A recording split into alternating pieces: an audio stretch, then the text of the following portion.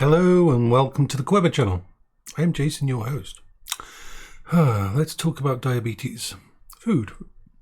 I've given myself a complete crash course these last week and a half since the concern was that I am diabetes. I won't know 100%, but whatever's happening to my body, a better diet is good for me. So I've been looking through everything, researching. I've been using ChatGPT. Remember, if you use AI to create meal plans or anything, always double check it. Always check the source material. Always regenerate the information just in case it makes mistakes. It can make mistakes. Do not take what AI says as law.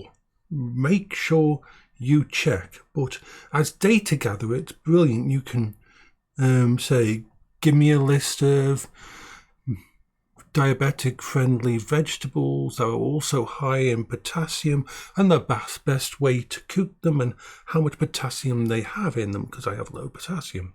And then it can give you a list and list all the different types of vegetables and which ones are very diabetic friendly and other ones that are just now and then you could have as a treat or to fill something in, but don't put too much of them in because it'll increase the calories, it'll take it to a bad place. Okay, so I work best when I've got a formulated meal plan. I work best when I've got a month's worth of the same food in the house. It takes a lot of stress off me, means my panic, my anxiety, my autism and all the other problems that I have don't keep fixating on it. That was the problem with why I haven't done any videos, why I haven't done any streams, because I've been so fucking fixated on this and it's been wrecking me. This week has been an example of when bad things happen, when things happen that I don't have a coping strategy set up for. That I've got to go from ground zero, that nothing I've faced before for myself compares to what is going on now. Whereas all my normal coping strategies are set up for specific ways. So, let's have a look at my food. I'm using MyFitnessPal to put down my meals each day to make sure I'm doing what's called a low carb diet. Now, by diet, I do not mean going without. I am making sure that I am eating enough, that I am eating good food. I need to increase the amounts, but I'm still finding my thing. And it does not hurt for me to lose some weight. It really doesn't. I have enough of a buffer of weight that even if I lose 20 kilograms, I will still be okay. So I am just slowly thinking. So, remember, so in the morning, Huel. It can be a different one. It can be strawberry and creams. It can be cookies. It can be chocolate. It can be vanilla. It can be banana. It doesn't matter. It's 400 calories. It's a certain amount of carbs, a certain amount of protein, and it's got all the little vitamins and minerals. It's really good. So for breakfast, I have that, and it's a good thing. Then, at about lunchtime, this is my main big meal for the day. It's a stew, but it's not like my old stews because I can't have pasta. I can't really put potatoes in. Let me factor something in there. As we think, part of this damage has caused it's called fatty liver disease, which is where the liver is damaged and hasn't been able to factor through all the fat, and that it builds up and it makes it worse and slowly builds up and makes things worse and damages the functionality. Hello, baby, if you want to love, you'll have to get up. No, you can't have a love lying on the floor because that means I have to get on the floor with you. So if you want to love, come here. Come on. There. You get a love when you come here. So the first thing is the stock. I used to use soups, but most soups have too much sugar in them. It isn't the salt that's the problem, it's the sugar. The sugar content, because unfortunately for a lot of food, they put too much sugar in, too much fat in, and too much salt in, because those three things are some of the cheapest things to make anything taste good. And that's one of the problems with our food and society these days. It's why it's so fucking easy to gain weight, why it's so easy to have problems. So instead of using that, I'm using a Bachelor's Slimmer Soup, which is like a sachet. They come in a pack of 4, and this is just a sachet that you would usually make a mug soup with. But it only costs 55 calories. It's got no carbs at all, and it's got 2 grams of fat. There's basically nothing in it except for a bit of things in it and that. So that makes a perfect. You add 190 mils of liquid to that, and you've got a stock. You've got a stew stock, and then you add things like frozen spinach. Put some of that in. Frozen cabbage, frozen cut beans, garden peas, all the veg in there. Then some mushrooms. Then you add a meat to it, because it's got to have some kind of meat. It's got to have something in there to make it turdy. I like meat in my food, sorry. And so turkey mince was today, and that was like 100 grams of turkey mince went in there as the meat, and I cooked it for, I had some paprika as well and a little bit of pepper, and I cooked that in the Instapot for like 6 minutes. That's all it took. And then I leave that until 11 a.m. I usually set it up and start it going when I have my breakfast. So it just cooks up and just stays there. And with the lid on, it stays warm till about 11 a.m. and so on. That's my lunch. That meal, including mayonnaise. Mayonnaise is actually really good for diabetes people. Not the low-calorie version, not the light version, because they have too much processed crap in it. But basic UK Hellmann's is basically just eggs and a few other things. And all those things are okay, so no carbs in them as well, which is good. We're trying to reduce carbs. We're trying to reduce sugar. You still need some carbs, but you don't need as much as you would normally have. So those two together are about, the breakfast and the lunch are 1,000 calories to total. Then at 2 p.m, I've just had it now.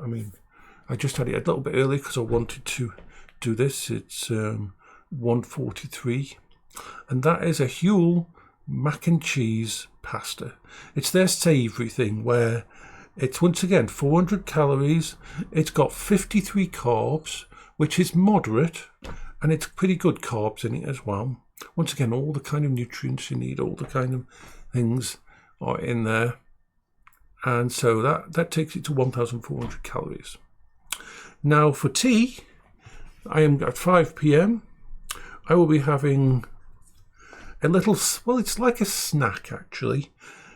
I'll probably sit down and watch a film for it, and what it will be is one of these called sweetheart lettuces. They've got the very curved leaves, so I've got one of them in. So I'll eat. You could basically eat the entire lettuce, and it'd only be like 40 calories. There's really not a lot with it.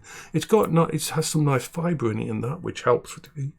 And I'm going to get some tuna chunks and a little bit of mayo mixed up and have that on top of lettuce, and that's going to be my sort of sit down and watch the TV snack, and I'll snack on that. That maximum that will come to is 220 calories, so we're up to about 1,600 calories at this point.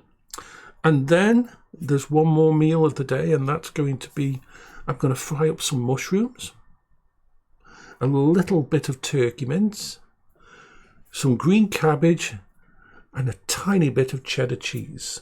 Mature cheddar, because it's better for people. So that will be the meal. That is the entire meal for today. 2,039 calories in total, 134 carbs, which is right in the sweet spot of it. A variation of this, which mainly would be a variation of different kinds of meat. I'll have tuna instead of turkey, or I'll have chicken instead of turkey. Those are really the three things. Or I'll have a mackerel instead of as a meat. Those are the ones that are good. And slowly use this to make things so my body is coping, moving forward. So myfitnesspal.com. You can pay for a subscription, but I just use the free version because it's fine, and it's a very good thing for me to keep an eye on things. Now, I am supposed to have more like 2,600 calories a day, but at the moment, losing weight, especially losing belly weight, helps with diabetes type 2. So all of this is first of all, answer the simple question: what happens if you end up not being diabetic? Well, this is still there's no downside to this kind of diet plan.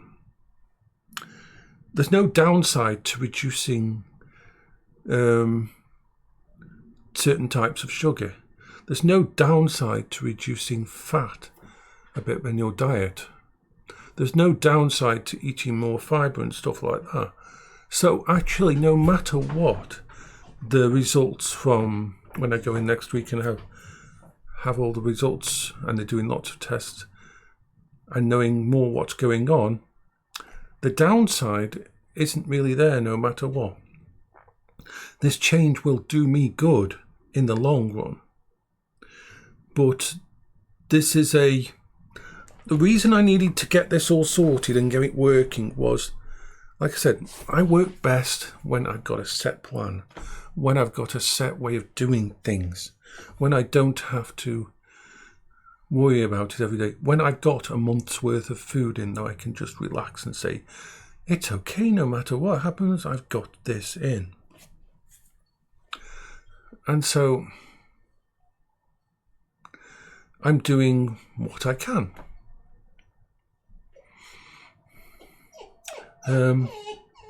The trick with this kind of thing is to make sure that you're not hungry, that you don't feel unhappy, that you're not missing.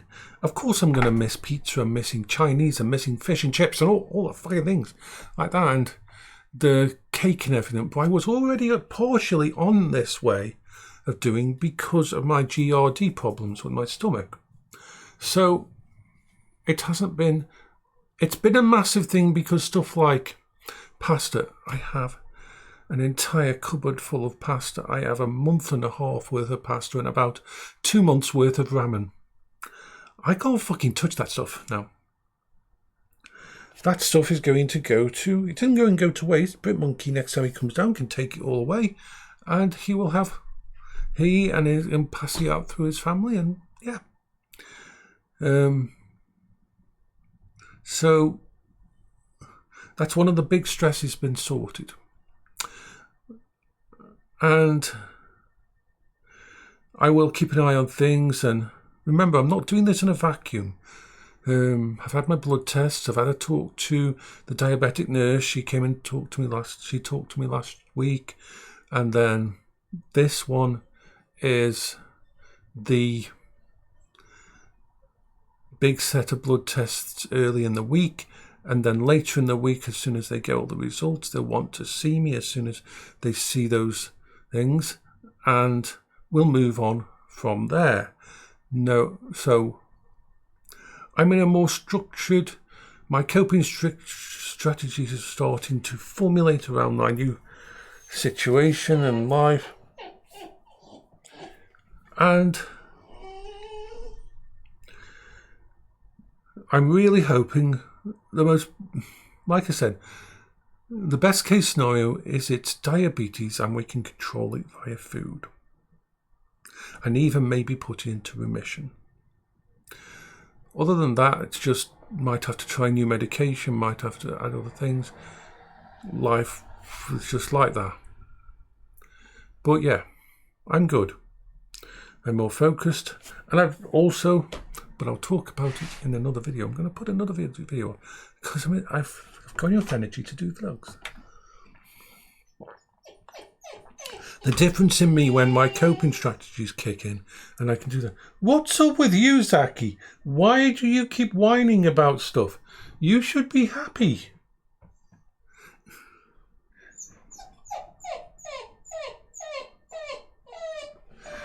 What? What do you want? Come in here. Zaki. Come in here, daft sod. What is it? What is it, little doggy? What are you doing whining about? The doggy's very squeaky. So. Oh, yeah. Doggy's squeaky when you stop stroking the doggy. So back in a minute.